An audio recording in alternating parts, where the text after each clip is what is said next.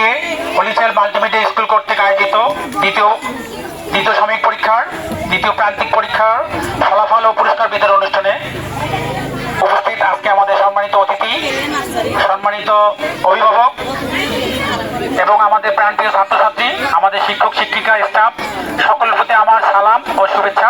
আসসালামু আলাইকুম এবং শ্রেণীভেদে নমস্কার। আজকে আমরা দ্বিতীয় সাময়িক পরীক্ষার ফলাফলের প্রান্তে এসে দাঁড়িয়েছি।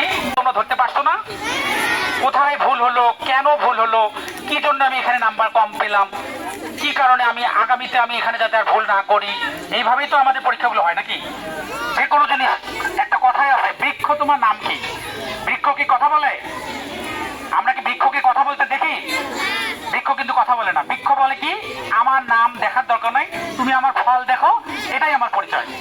আমরা গাছে যখন পাতা দেখি, ডাল দেখি, তখন আমরা বুঝতে পারি না এটা কোন গাছ, কিন্তু যখন ওর ফল ধরে তখন আমরা বুঝতে এটা আম গাছ, এটা জাম গাছ। ঠিক কিনা বলেন? তোমরা বলো ঠিক? তাহলে তোমরা যে এই যে 4 মাস পড়াশোনা করছো, আজকে এই ফলটাই হচ্ছে তোমাদের আসল। তোমাদের গার্ডিয়ানরা কিন্তু এটাই দেখবে, তোমরা 4 মাস কি পড়ছো সেটা কিন্তু দেখবে না। তুমি খুব পড়ছো স্কুলে, বাড়িতে গিয়ে বলছো যে আমি অনেক লেখাপড়া করছি, অনেক পড়াশোনা করছি, কিন্তু তোমার বাবা মা দেখবে কি আজকের রেজাল্টটা তোমাদের কেমন হয়েছে। হ্যাঁ, ব্যতিক্রম হতে পারে, দু একজনের রেজাল্ট হয়তো খারাপ হলেও হতে পারে। আবার ভালো ছাত্র খারাপের দিকে যায় কখন? আমরা সবসময় যে কথাটা বলি, যত ভালো একটা খারাপ ছাত্র হোক, যদি নিয়মিত সে স্কুলে আসে, সে একদিন না একদিন ভালো ছাত্র হবে, মাস্ট হবে সে। কিন্তু অপরদিকে একই ভালো ছাত্র, খুবই ভালো ছাত্র ক্লাসে, এবারও আমি ফলাফলে তার প্রতিফলন দেখতে পেয়েছি।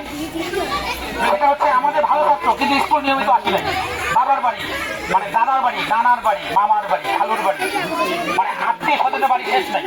মানে এমনি যদি একটু জ্বর হয়, মানে সামান্য একটু অসুস্থ হলেই দেখা যাবে যে অনেক বড় নিয়ে।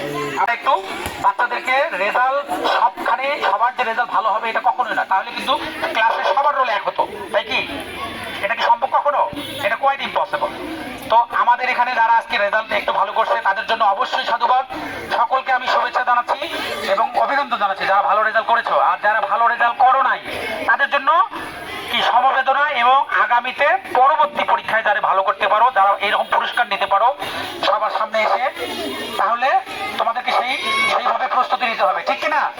এবং অভিমত ব্যক্ত করছি, এবং আপনারা ধৈর্য ধরে কষ্ট করে আমাদের এখানে সকাল থেকে বসে আছেন, সেই জন্য আন্তরিকভাবে দুঃখ জানাচ্ছি এবং আমার স্কুলের পক্ষ থেকে আপনাদের শুভেচ্ছা জানিয়ে সবার সুস্বাস্থ্য ও দীর্ঘায়ু কামনা করে আমার সংক্ষিপ্ত বক্তব্য এখানে শেষ করছি। আমরা এখনই ফলাফল ঘোষণা করবো ইনশাআল্লাহ। সবাইকে ধন্যবাদ।